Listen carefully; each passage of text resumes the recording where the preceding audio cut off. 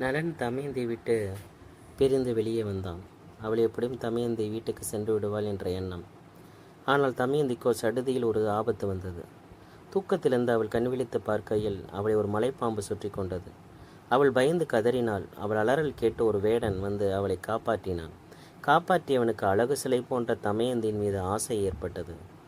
அவன் அவளை அடைய நினைத்தான். தமயந்தி பயந்து ஓட அவளை துரத்தினான். தமயந்தி ஓடினாள் காட்டின் எல்லை வரை ஓடினாள். காட்டை தாண்டி சேதி நாட்டு எல்லைக்குள் கால் வைத்தாள். வேஷம் போட்டுக்கிட்டு அந்த நாட்டு அரண்மனையில் ஒரு பணிப்பெண்ணாக வாழ ஆரம்பித்தாள். அதே சமயம் அவளது தந்தையான வீமன் அங்கு விருந்துக்கு வர தனது மகளை அவள் அடையாளம் கண்டு கொண்டார். மகளே, என்ன இது? தந்தை நான் இருக்கு, உனக்கு ஏன் இந்த கோலம் என்று கடிந்து கொண்டு அவளை தன்னுடைய நாட்டுக்கு அழைத்து சென்றார். நீண்ட நாட்களுக்கு பின் தனது குழந்தையை சந்தித்து இளைப்பாறினாள் தமயந்தி. பின் நலனுக்கு என்னவாயிற்று? ஆக இப்போது நலன் நினைத்தபடியே அவளது அப்பா வீட்டில் குழந்தைகளுடன் அடைக்கலமாக்கிவிட்டாள் தமயந்தி. ஆனால் தமயந்தியை பிரிந்து சென்ற நலனுக்கு என்ன நேர்ந்தது பார்க்கலாமா? தமயந்தியை பிரிந்த நலன் அடர்ந்த காட்டு வழியே நடந்து வந்து கொண்டிருந்தான். அப்போது என்னை காப்பாற்றுங்கள் காப்பாற்றுங்கள் என்று அவனுக்கு ஒரு குரல் கேட்டது. இந்த குரல் வந்த திசையை நோக்கி பார்க்கும்போது அங்கு ஒரு மரம் தீப்பிடித்து எரிந்து கொண்டிருந்தது. அதில் ஒரு பாம்பும் மாட்டிக்கொண்டிருந்தது. அந்த பாம்பே தன்னை காப்பாற்றும்படி கத்தி கொண்டிருந்தது. அதன் பெயர் கார்கோடகன், விசேஷ சக்திகள் வாய்ந்த பாம்பும் கூட. ஆக அந்த சத்தத்தை கேட்ட நலன் அந்த பாம்பின் அருகே சென்றான். அதை காப்பாற்றவும் செய்தான். அந்த பாம்போ மாறாக அவனை கொத்தியது. அதன் விஷம் அவன் உடம்பில் ஏறியதும் கூன் விழுந்த கிழவன் போலானான் நலன். அட கார்கோடகா, என்ன இது? உனக்கு உதவியதற்கு கைமாறா என்று அவன் கேட்க, உனக்கு உதவும் நிமித்தமாகவே உன்னை கொத்தினேன். இந்த உருவம் எதிரிடமிருந்து உன்னை காப்பாற்றும் என்றது பாம்பு.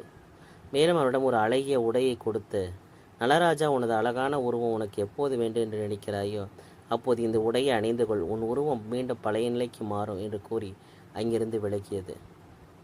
இப்படியாக கார்கோடகனிடமிருந்து மந்திர உடையை பெற்ற நலன் அயோத்தி நாட்டை சென்றடைந்தான். அங்கு ஒரு அரசனுக்கு தேரோட்டியாக பணியாற்றினான். அவனுக்கு மிகவும் வேகமாக தேரோட்ட தெரியும். அவன் அந்த வித்தையை மன்னனுக்கு கற்றுக் கொடுக்க, மன்னனும் அந்த மரத்தில் இருக்கும் ஒரு இலையை எப்படி வேகமாக எண்ணுவது என்று கலையை நலனுக்கு சொல்லிக் கொடுத்தான்.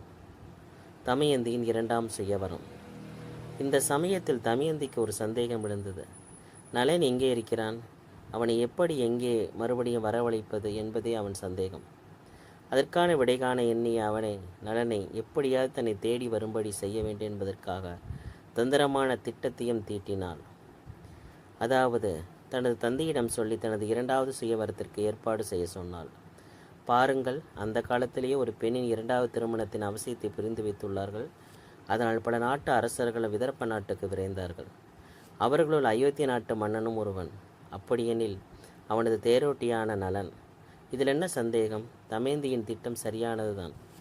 அயோத்தி மன்னனின் தேரோட்டியாக நலனும் அங்கு வந்திருந்தான். நலனுடைய பாதம் அந்த இடத்தில் பட்ட உடனேயே தமயந்தியின் உள்ளுணர்வு அவளை பாடாப்படுத்த அவளது கண்கள் நலனை தேடின. அதே நேரத்தில் சுயவரமும் ஆரம்பித்தது. எல்லா மன்னர்களும் வந்து உட்கார்ந்திருக்க அரங்குக்குள் நுழைந்தாள் தமயந்தி. அதே சமயத்தில் சனி பகவான் நலனை பிடித்து 7.5 ஆண்டுகள் முடிவடைய அவரும் அவனை விட்டு நீங்கினார். எத்தனை தொந்தரவுகள் கொடுத்தும் நேர்மை தவறாத நலனை ஆசீர்வதித்தார். ஆக நலன் மறுபடியும் தனது தோற்றத்தை மாற்றுவதன் முக்கியத்துவத்தை உணர்ந்தான். தமயந்திக்கு சுயவரம் நடக்கும் காட்சியை பார்த்த மாத்திரத்தில் கார்கோடகன் கொடுத்த அந்த உடையை அணிந்து மீண்டும் பழைய அழகிய உருவம் பெற்றான். ஏற்கனவே உள்ளுணர்வால் நலன் அங்குதான் இருக்கிறேன் என்று நினைத்திருந்த தமயந்தியின் முன்னால் சென்று நின்றான்.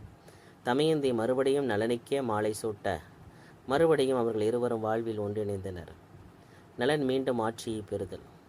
இந்த திருமணத்திற்கு பிறகு தமயந்தியின் தந்தையான வீமன் நலனிடம், நான் உங்களுக்கு என்ன சீர்வரிசை தர வேண்டும் என்று கேட்க, அதற்கு நலன், உங்கள் படை உதவி வேண்டும், இழந்த எனது நாட்டை மீண்டும் நான் கைப்பற்ற வேண்டும் என்றான். வீமனம் நலன் கேட்ட படைகளை கொடுக்க, அதுவரைக்கும் இடத நாட்டில் கொடூரமாக ஆட்சி புரிந்து கொண்டிருந்த புட்கரனை தோற்கடித்து மறுபடியும் ஆட்சியை பிடித்தான் நலன். மீண்டும் செங்கோல் செலுத்தி ஆட்சி புரியவும் ஆரம்பித்தான். நலன் தமயந்தியின் வேண்டுதல். இப்படியாக அனைத்து துன்பங்களும் நீங்கிய பின்னர் நலனும் தமயந்தியும் கோயிலுக்கு சென்று வழிபடும் போது சனி பகவான் அவர்களுக்கு காட்சியளித்து, நீங்கள் இருவரும் என்னை மன்னிக்க வேண்டும். நான் உங்களுக்கு கொடுத்த துன்பம் தவறு. ஆதலால் உங்களுக்கு ஏதாவது ஒரு வரத்தை நான் தர விரும்புகிறேன் என்று கேட்டார். அந்த சமயத்தில் நலன் தனக்காக எதுவும் கேட்கவில்லை. பகவானே, நான் பட்ட கஷ்டத்தை இந்த உலகத்தில் யாருமே படக்கூடாது. நாடிலிருந்து வீடிலிருந்து அடையாளமிழந்து வாழும் நிலை எந்த ஒரு மனிதனுக்கும் வரக்கூடாது. அதே போல என்னுடைய மனைவி பட்ட கஷ்டத்தை வேறு எந்த ஒரு பெண்ணும் படக்கூடாது. தனது கணவனை பிரிந்து தாய் தந்தையரின் வீட்டுக்கு சென்று உட்காரும் நிலை எந்த பெண்ணுக்கும் வரக்கூடாது. அதனால் எங்கள் கதை, அதாவது இந்த நல தமயந்தியின் கதையை யாரெல்லாம் கேட்கிறார்களோ அவர்களுக்கெல்லாம் உங்களுடைய பாதிப்பிலிருந்து நீங்கள் விடுவிப்பு கொடுக்க வேண்டும் என்று மட்டும் கேட்டானாம். அதனாலேயே இந்த நலத்தமயந்தி கதையை கேட்டால் சனியின் பாதிப்பு குறையும் என்ற நம்பிக்கை பலர் மத்தியிலும் உண்டு. இந்த நம்பிக்கை உண்மையா பொய்யா என்பது எனக்கு தெரியாது.